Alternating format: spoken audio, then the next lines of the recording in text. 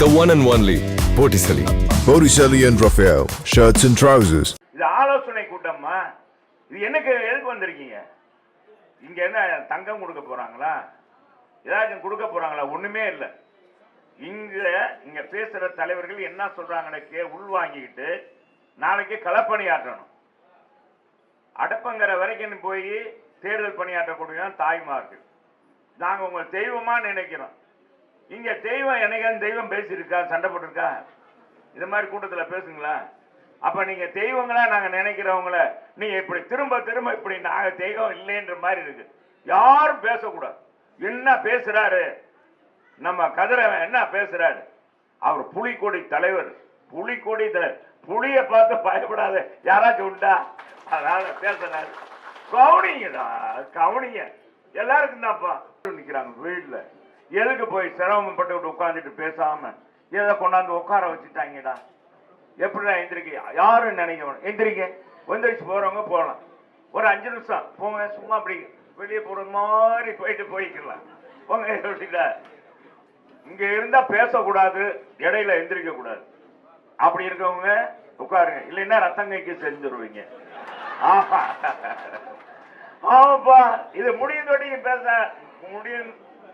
முடியும் தொட்டிக்கும் இருந்தா இருக்கணும். ஆரம்பிக்க போறோம். அதுக்கு மேல நான் ஒரு மந்திரம் போட்டு வந்திருக்கேன். இப்பதான் சின்ன பாண்டிட்ட அந்த நேரில போய் மருந்து வாங்கிட்டு வந்திருக்கேன். இப்ப நான் பேச போறேன். வடக்கு தொகுதியில் ஆலோசனை கூட்டம். அந்த கூட்டத்துல நான் பேசும்போது ஏதாச்சும் யாராச்சும் எந்திரிச்சு போனா அவங்க வீடு போகும்னா ரத்தங்கைக்கு அப்படின்னு சொல்லிட்டு வந்திருக்கேன். அதனால இப்ப நான் என்ன சொல்றேன், நான் ஆரம்பிக்கிறது முதல்ல போனா அவங்களுக்கு எல்லாம் ஒண்ணும் இல்லை. இது நம்ம குடுகுடுப்பக்காரன், உங்களுக்கு தெரியும். முன்னாலாம் ஒருத்தர் படுக்க வச்சுக்கிட்டு இது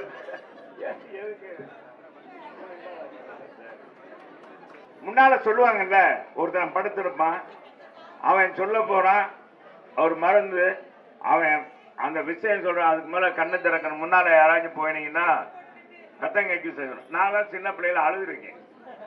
பள்ளிக்கூடத்துக்கு போக முடியாத இவன் பாட்டு இழுத்துக்கிட்டே இருக்கா. நான் பள்ளிக்கூடத்துக்கு போகணும், சிம்மக்கல் ஸ்கூல்ல படிக்கிறேன். என்னடா இப்படி இருக்காரு? அப்புறம் அப்படியே உட்காந்துக்கிட்டே இருந்தேன். கடைசியில என்ன, கடைசி வரைக்கும் அவன் திறக்கவே இல்லை. ஏதாச்சும் கொடுத்து அதை பண்ணி இதை பண்ணிட்டே இருந்தான். கடைசியில தான் தெரிஞ்சது அது ஒண்ணும் இல்லைன்ட்டு. ஆனா இங்க அப்படி இல்லை. நான் அதுக்காக அந்த நேரி போயிட்டு வாங்கிட்டு வந்திருக்கேன். நீங்க யாரும் அந்த வெயில்ல நிக்கிறவங்களுக்கு எல்லாம் நல்ல, உண்மையிலே அவங்களுக்கு ரொம்ப சந்தோஷம். கொள்கை மரபு பூரா சுட்டரிக்கும் வெயில் 12 மணி ஆக போகுது. அதுக்காகத்தான் இது சீக்கிரமா முடிக்கணும்ன்றதுக்கு தான் நான் வந்தோம். இப்ப நம்ம போருக்கு தயாரா இருக்கோம். போருக்கு தயாரா இருக்கும்போது என்ன செய்வாங்க? போர் வீரர்கள்லாம் என்ன செய்வாங்க? எல்லாம் சாப்பிட சொல்லுவாங்களே. எப்படி கத்திய சுழட்டணும், எதிரிகளை கத்திய சுழட்டணும், எப்படி அவங்களை எதிரிகளை வீழ்த்தணும், அவங்க சூழ்ச்சியை எப்படி முறியடிக்கணும் அப்படின்றதுக்கு களப்பணி சொல்லுவாங்க. அதான் அங்கங்க குடில் அமைத்து அங்கங்க அந்த தளபதிகளுக்கு கட்டளையிடுவார் மன்னர். அப்படிதான் நம்ம மன்னர் புரட்சி தலைவர், மாபெரும் சபையில் நீ நடந்தால் உனக்கு மாலையில் விழ வேண்டும், மாற்று குறையாத மன்னவன் என்று போற்றி புகழ வேண்டும் என்ற போதித்த நம்ம போதி தருமன் நம்முடைய தலைவர் மறைந்து 37 ஆண்டுகள் ஆயிடுச்சு. இன்னைக்கும் அவர் புகழ் அவ்வளவு சிறப்பா இருக்கு. யாரும் எந்த அரசியல் இயக்கமும் அவரை பற்றி பேசாம, அவர் புகழ் பாடாம கட்சி நடத்த முடியாது. தம்பி விஜயா இருந்தாலும் இன்னைக்கும் அவர் இப்பதான் கட்சி தொடங்கினார், அவரும் பாராட்டு. அதே மாதிரி நம்முடைய அவருடைய ஒப்பற்ற வாரிசு, ஏழைகளின் ஒருவர், விவசாயிகளின் தோழர், நம்மளில் ஒருவர், நமக்கானவர், முன்னாள் மக்களின் முன்னாள் முதலமைச்சர், இந்நாள் எதிர்க்கட்சி தலைவர், நாளைய தமிழகத்துடைய முதலமைச்சராக போற புரட்சி தமிழர் எடப்பாடியார். என்னோட கைதட்ட மாட்டேங்க.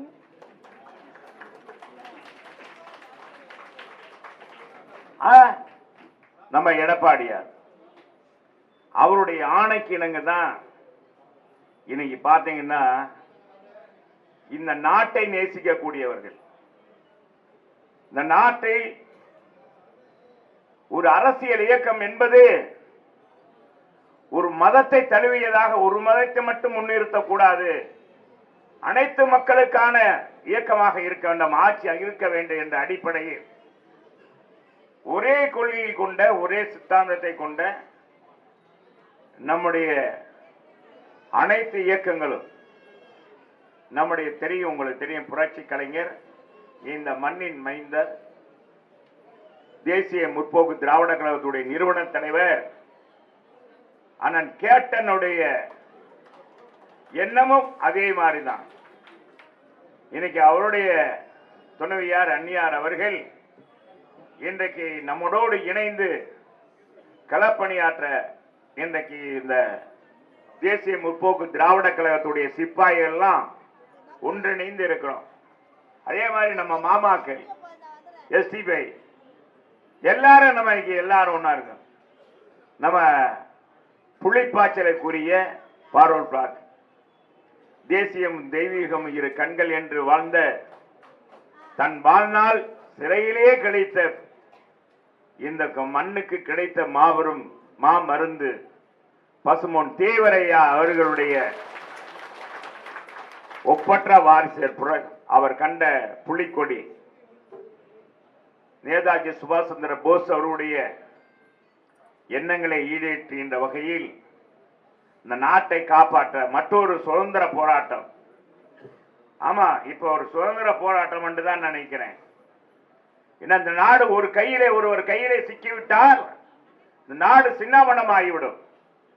எனவே அதை நினைத்து இன்றைக்கு அனைத்து பகுதியிலும் எனக்கு எல்லோரும் ஒற்றுமையாக நம்முடைய எடப்பாடியார் தலைமையிலே மக்களை சந்திக்க இருக்கிறோம். இப்ப நமக்கு எல்லாம் கூட வந்திருக்காங்க. நம்ம ஏற்கனவே வாக்குச்சாவடி முகவரெல்லாம் நம்ம போட்டிருக்கோம். இப்ப இத்தனை கட்சிகள் நம்ம தோழமை கட்சிகள் வந்திருக்காங்க. அதுல நிறைந்த தொண்டர்கள் இருக்கிறாங்க. சில கட்சியில தலைவங்க மட்டுமே இருப்பாங்க, தொண்டர்களே இருக்க மாட்டாங்க.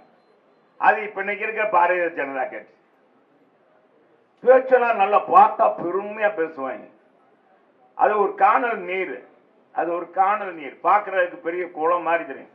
காரணம், மத்தியில் ஆளுகின்ற 10 ஆண்டுகள் ஆட்சியில் இருக்கின்ற அந்த மம்மதை, அந்த அதிகாரம், என்ன பேசுறதே தெரியாம பேசுற ஒரு தலைவன், ஒரு கத்துக்குட்டி தலைவன். இன்னைக்கு ஏதோ ஒரு இயக்கத்துல அன்னைக்கு பாத்தீங்கன்னா வலைதளம் மூலமாவே மக்களை மாற்றிடலான்னு நினைக்கிறாங்க. அது தெரியல, திண்ணை பிரச்சாரம் தாண்டா. இங்க இருக்கிற தாய்மார்களுக்கு இணையாக எந்த வலைதளமும் இருக்காது. என் சகோதரி நினைச்ச கிச்சன் வரைக்கும் போவாங்க, அடுப்பங்கரை வரைக்கும் போய் சொல்லுவாங்க. இந்த ஆட்சி வந்த பிறகு, இன்னைக்கு திமுக ஆட்சி வந்த பிறகு, பாரதிய ஜனதா ஆட்சி வந்த பிறகு கேஸ் விலை என்ன உயர் இருக்கு, பெட்ரோல் விலை என்ன உயர்வாயிருக்கு, எல்லாருக்கும் ஜிஎஸ்டி போட்டிருக்கான். நீ மனுஷனுக்கு நடக்கிறது கூட ஜிஎஸ்டி போட்டுருவாங்க போல. ஒரு தெருவுல இருந்து இன்னொரு தெருவுக்கு போனா கூட, இந்த தெருவுல இருந்து இந்த தெருவுக்கு வந்திருக்க நீ, அதுக்கு ஜிஎஸ்டி கட்டுன. அதே மாதிரி இந்த அரசு என்னைக்கு விடியல் தருவோம் சொல்லி ஆட்சிக்கு வந்த திமுக, நமக்கு அவங்க ஒரு பொருட்டே இல்லை. பாரதிய ஜனதாவை நம்ம ஒரு பொருட்டாகவே கருதாதீங்க, யாரையும் அதை பத்தி பேசாதீங்க. பாவம் போறாங்க. என்ன சொல்றீங்க? நம்ம பொதுச்சு எல்லாரும் பேச மாட்டோம். நமக்கு எதிரி யாரு? திமுக தான். என்னப்பா என்ன பேசாம இருக்கீங்க? நம்முடைய தமிழ்நாட்டுடைய தீய சக்தி, இந்த மன்னர் பரம்பரையை நம்ம ஒழித்திருக்கோம். ஆனா கலைஞர் குடும்ப பரம்பரை ஒழிக்க முடியுதா? ஒழிக்க முடியல. பார்ட்டி வேர்னாலும் ஐ ப்ரிஃபர் போட்டிசலி. எங்க இருந்தாலும் நம்ம ஸ்டாரா தெரியணும் இல்லையா? வெரைட்டியான கலர்ஸ், நியூ டிசைன்ஸ், அதுக்கு மேல star look. The one and only Botticelli. Botticelli and Raphael, shirts and trousers.